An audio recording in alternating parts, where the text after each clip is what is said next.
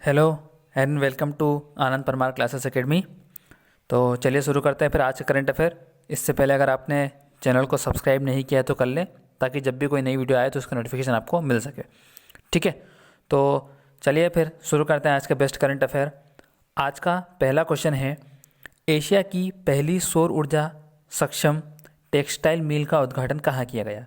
यानी कि ये एशिया की पहली ऐसी कपड़ा मिल होगी जो कि पूरी तरह सौर ऊर्जा से संचालन होगा इसका। ठीक है, एशिया की फर्स्ट है ये। तो ये कहाँ खुली है, तो इसका उद्घाटन कहाँ हुआ है? इसका उद्घाटन हुआ है महाराष्ट्र में। महाराष्ट्र में हुआ है। जगह आपके लिए इम्पोर्टेंट है क्योंकि आपसे डायरेक्ट डिस्ट्रिक्ट का नाम भी पूछ सकते हैं। तो परभानी या परभणी डिस्ट्रिक्ट, इसको परभानी भी पढ़ते हैं, परभणी भी देख लीजिए आपके हिसाब से, परभानी डिस्ट्रिक्ट। ठीक है, ये कपड़ा मिल है बेसिकली जो पूरी तरह सौर ऊर्जा से संचालित होगी। ठीक है, और इसका नाम भी आपके लिए इम्पोर्टेंट हो जाता है। इसका नाम है जय भवानी, महिलाओं की सहकारी कपड़ा मिल है ये। ठीक है, और एशिया की पहली सौर ऊर्जा से चलने वाली, काम करने वाली कपड़ा मिल बन जाएगी ये। ठीक है, तो इस क्वेश्चन के बारे में इतना ही। अब मैं आपको महाराष्ट्र की थोड़ी सी स्टैटिक इन्फॉर्मेशन दे देता हूँ, क्योंकि बच्चों की डिमांड रहती है कि स्टैटिक इन्फॉर्मेशन करंट अफेयर के माध्यम से थोड़ी अच्छी हो जाए, थोड़ा सा उसमें कॉन्फिडेंस आ जाए। ठीक है, तो चलिए फिर बात करते हैं महाराष्ट्र की। तो महाराष्ट्र की बॉर्डर किन किन राज्यों से लगती है? आज के लिए क्वेश्चन एग्ज़ाम का काफ़ी फेवरेट हो गया है कि वो राज्य की, पड़ोसी राज्य की सीमाएं पूछती हैं। तो देखिए, महाराष्ट्र की सीमा किन किन राज्यों से लगती है मैं आपको बता देता हूँ। ये सबसे बेस्ट वे है मैप के क्वेश्चन को सॉल्व करने का और मैप को पढ़ने का, कि आप एक खाली मैप लीजिए और फिर अपने हिसाब से उसकी बॉर्डर तय कीजिए। ठीक है, तो महाराष्ट्र की सबसे ऊपर बॉर्डर ये देख रहे हैं आप, इधर इधर मैं मार्क कर रहा हूँ, ये गुजरात है, तो गुजरात से लगती है। यहाँ एमपी से लगती है, और ये छत्तीसगढ़ से लगती है बॉर्डर यहाँ पे तेलंगाना से, और यहाँ पे कर्नाटक से। अब एक क्वेश्चन जो हम भूल जाते हैं कि गोवा से, हम सोचते हैं गोवा से इसकी महाराष्ट्र की बॉर्डर नहीं लगी है, तो गोवा से भी महाराष्ट्र की बॉर्डर लगती है। ठीक है, ये यहाँ पे गोवा, यहाँ पे जो मार्क कर रहा हूँ मैं, ये यहाँ पे गोवा है। ठीक है, तो गोवा की बॉर्डर भी महाराष्ट्र से लगती है। महाराष्ट्र के बारे में और अगर एक्स्ट्रा इन्फॉर्मेशन मैं आपको देना चाहूँ तो महाराष्ट्र में चंदोली नेशनल पार्क है। महाराष्ट्र के नेशनल पार्क काफ़ी इंपॉर्टेंट है क्योंकि नाम से वो महाराष्ट्र के नहीं लगते, नाम से वो नॉर्थ ईस्ट के लगते हैं। तो जैसे कि चंदोली नेशनल पार्क और तड़ोबा नेशनल पार्क हो गया, और एक एक बहुत पूछा जाता है नवेगांव नेशनल पार्क बहुत पूछा जाता है एग्ज़ाम में, तो ये भी महाराष्ट्र में है। ठीक है, महाराष्ट्र में गेटवे ऑफ इंडिया महाराष्ट्र में है, और इंडिया गेट जो आप है वो दिल्ली में है, तो कंफ्यूज मत होइएगा। इंडिया गेट दिल्ली में है, गेटवे ऑफ इंडिया महाराष्ट्र में है। यहाँ के सीएम उद्धव ठाकरे हैं। राजधानी यहाँ की मुंबई है, तो महाराष्ट्र की राजधानी मुंबई है, लेकिन महाराष्ट्र का एक शहर है जिसका नाम है नागपुर। नागपुर को संतरों की राजधानी बोला जाता है, ऑरेंज सिटी बोला जाता है इसको। ठीक है, संतरों के कारण। और जो महाराष्ट्र की स्थापना है वो 1 मई को हुई थी। 1 मई को ही गुजरात की स्थापना हुई थी। ठीक है, तो ये स्थापना की ईयर भी याद रख लीजिएगा। लगभग 8 ऐसे राज्य हैं जिनकी 1 नवंबर को स्थापना हुई है, तो वो अलग से आप याद कर लीजिएगा, लेकिन 1 मई को गुजरात और महाराष्ट्र की स्थापना हुई है। ठीक है, तो ये भी याद रख सकते हैं। अभी एक महाराष्ट्र की एक झील थी, लोनार झील महाराष्ट्र की। क्यों न्यूज़ में थी? क्योंकि लोनार झील को आगरा के सुर सरोवर के साथ रामसर साइट का दर्जा मिल चुका है। यानी कि रामसर साइट डिक्लेयर की गई है लोनार झील को और सुर सरोवर आगरा को। रामसर साइट क्या होता है ये मैं कई बार बता चुका हूँ पहले भी। ठीक है, तो ये आप याद रख सकते हैं। ठीक है, यहाँ के राज्यपाल भगत सिंह कोश्यारी है, मैंने आपको बता ही दिया था। और तो इस क्वेश्चन के बारे में इतना ही, आई थिंक समझ में आया होगा आपको। ठीक है, चलते अगले क्वेश्चन पे। हाल ही में पीएम मोदी ने 12वें ब्रिक्स शिखर सम्मेलन को वर्चुअली संबोधित किया। इनमें से कौन सा देश ब्रिक्स का सदस्य नहीं है? ठीक है, अब ये देखिए, ब्रिक्स इस बार ये कहीं पे हो तो नहीं रहा है क्योंकि वर्चुअली हो रहा है कोविड-19 की वजह से।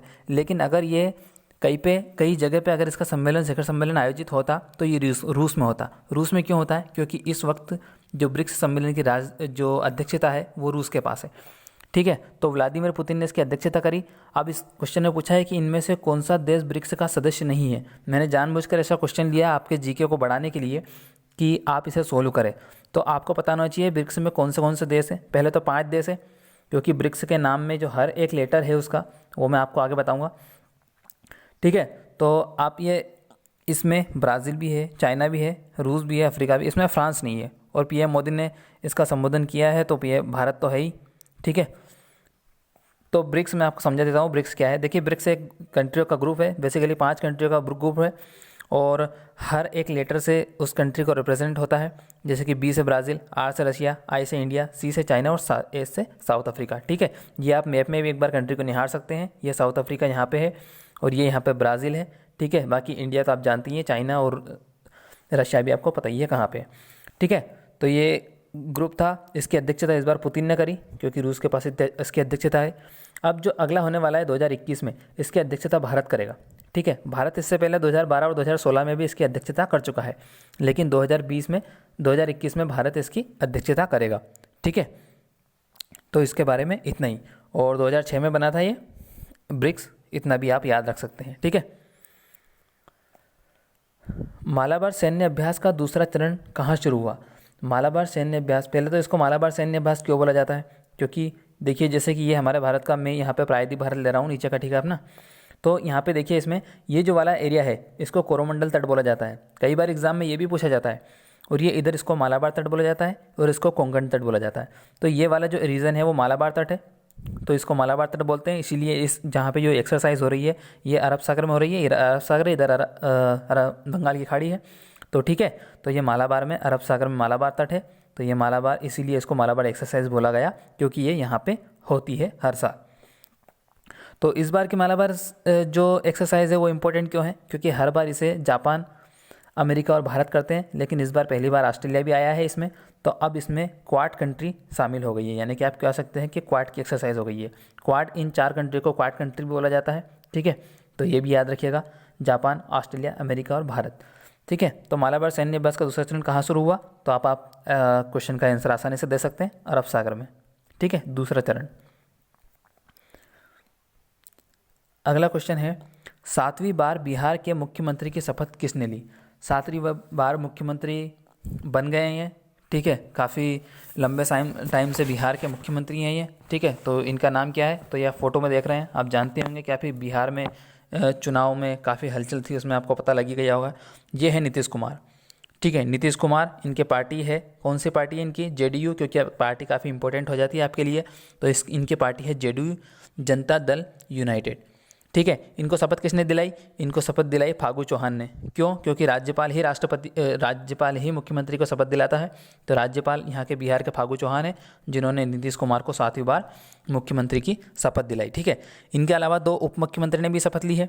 2 उप मुख्यमंत्री, एक का नाम है तारकिशोर प्रसाद और एक है रेणु देवी। इन्होंने उप मुख्यमंत्री की शपथ ली है। अब आप सोच रहे होंगे कि यहाँ पर 2 मुख्यमंत्री कैसे हैं? तो देखिए, मुख्यमंत्री का कोई ये बेसिकली कोई एक रूल रेगुलेशन नहीं है कि कितने मुख्यमंत्री रख सकते हैं, कितने उप मुख्यमंत्री रख सकते हैं। उप मुख्यमंत्री कई सारे हो सकते हैं, जैसे आंध्र प्रदेश में सबसे ज़्यादा 5 उप मुख्यमंत्री हैं। ठीक है, जब मैं पढ़ रहा था मैं तो जानकर हैरानी हुई मेरे को कि आंध्र प्रदेश में 5 उप मुख्यमंत्री और कर्नाटक में 3 है। ठीक है, भारत के टोटल 29 राज्य हैं और 2 यूनियन टेरिटरी है, उसमें से टोटल 16 उप मुख्यमंत्री हैं। ठीक है, तो ये आप याद रख सकते हैं। तो मंत्री पद की शपथ ली। अब इसमें जिनके जो मंत्री पद की शपथ जो इसमें ली है, इनके जो मंत्रीगण थे, उसमें से 7 बीजेपी के हैं और 5 जेडीयू के हैं। ठीक है, तो ये बेसिकली आप कह सकते हैं कि ये एनडीए गवर्नमेंट जीती है बिहार में। एनडीए में यहाँ पे कौन कौन आता है? एनडीए में बीजेपी और इनकी पार्टी जेडीयू, वीआईपी और हम, 4 पार्टी यहाँ पे शामिल है इसमें। हम आपसे पूछ सकते हैं, हम का फुल फॉर्म होता है हिंदुस्तान आवाम मोर्चा पार्टी, हम का फुल फॉर्म। इसके जो अध्यक्ष हैं हम पार्टी के, वो बिहार के पूर्व मुख्यमंत्री, जिसने आपने सुना होगा उनका नाम, जीतन राम मांझी। ठीक है, तो वो भी जीते हैं। और एक वीआईपी पार्टी, इसका फुल फॉर्म भी आपसे पूछ सकते हैं, विकासशील इंसान पार्टी। ठीक है, तो इन 4 का गठबंधन था, तो ये जीते हैं। टोटल विधानसभा सीट आपसे पूछ सकते हैं, काफ़ी इंपॉर्टेंट हो जाती है। अभी भी चुनाव हुए थे, तो टोटल इंपॉर्टेंट सीट है यहाँ पे। टोटल विधानसभा सीट थी 243, जिसके लिए 122 पूर्ण बहुमत हो जाता है। तो इसमें बीजेपी को 74 मिली थी और जेडीयू को 43 मिली थी, बाकी वीआईपी को 4 और 4 हम पार्टी को, ऐसे कुल मिलाकर 125 सीट हो गई और एनडीए ने नीतीश कुमार को बिहार का मुख्यमंत्री बना दिया। ठीक है, तो इसके बारे में इतना ही। आई होप आपको समझ में आया होगा। नीतीश कुमार बिहार के मुख्यमंत्री बन गए हैं 7वीं बार। अगला क्वेश्चन है, भारत का पहला चंदन संग्रहालय कहाँ खुला है? भारत का पहला चंदन संग्रहालय खुला है, ये खुला है मैसूर में। मैसूर। ये मैसूर वही है जब स्वच्छता सर्वेक्षण शुरू हुआ था 2016 में, तो जो टॉप पे जो शहर आया था स्वच्छता के मामले में वो मैसूर ही आया था। खैर अब तो 4 बार लगातार चौथी बार इंदौर ही आ रहा है। ठीक है, तो भारत का पहला चंदन संग्रहालय कहाँ खुला है? ये खुला है मैसूर। मैसूर कहाँ है? मैसूर कर्नाटक में है। कर्नाटक के सीएम येदियुरप्पा है और कर्नाटक के राज्यपाल वाजूभाई वाला है। ठीक है, वाजूभाई वाला। ठीक है, तो ये मैसूर में कर्नाटक में खुला है। इनफैक्ट आप इस क्वेश्चन को इस तरह भी याद रख सकते हैं, क्योंकि जो हमारे देश में सबसे ज़्यादा चंदन होता है वो कर्नाटक में ही होता है, और चंदन जो है वो कर्नाटक का राजकीय वृक्ष भी है। तो आपके लिए काफ़ी इंपॉर्टेंट, काफ़ी इजी हो जाएगा ये क्वेश्चन याद करना कि चंदन संग्रहालय कहाँ खुला है। तो सबसे ज़्यादा कर्नाटक में चंदन होता है और कर्नाटक का राजकीय जो वृक्ष है वो भी चंदन है, तो चंदन संग्रहालय कर्नाटक में ही खुला होगा, यानी कि मैसूर में ही खुला होगा।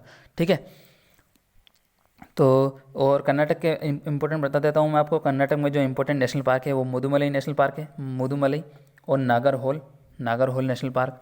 ठीक है, पंपा सरोवर है, पंपा सरोवर नाम की यहाँ पे एक झील भी है। ये पंपा सरोवर आपने रामायण में सुना होगा, जहाँ सबरी रहती थी, भगवान राम यहाँ पे गए थे। खैर ये अपने काम की इन्फॉर्मेशन नहीं है। ठीक है, अगला क्वेश्चन है, पहली बार किस निजी कंपनी के अंतरिक्ष यान द्वारा नासा के 4 अंतरिक्ष यात्रियों को अंतर्राष्ट्रीय स्पेस स्टेशन भेजा गया? यानी कि ये पहली ऐसी निजी कंपनी बन गई है जिसने इंटरनेशनल स्पेस स्टेशन, जिसे आप ISS बोलते हैं, वहाँ पे 4 अंतरिक्ष यात्री को भेजा है। यानी कि पहली ऐसी प्राइवेट कंपनी बन गई है जिसने ये काम किया है। तो ये कंपनी कौन सी है? ये कंपनी है स्पेस एक्स। ये किसकी कंपनी है?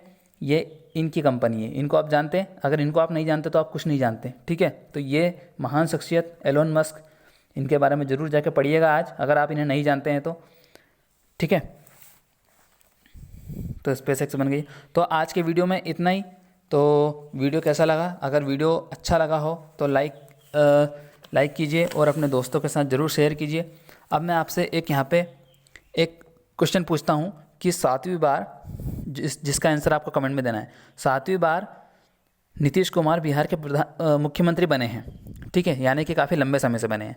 अब मेरे को बताइए कि भारत में वो कौन सा राज्य है, यानी वो कौन से सीएम हैं जो किसी भी राज्य के सबसे लंबे समय तक मुख्यमंत्री रहे थे।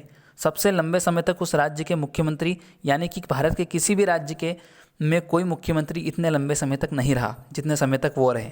आपको हिंट दे देता हूँ कि वो नॉर्थ ईस्ट में से है।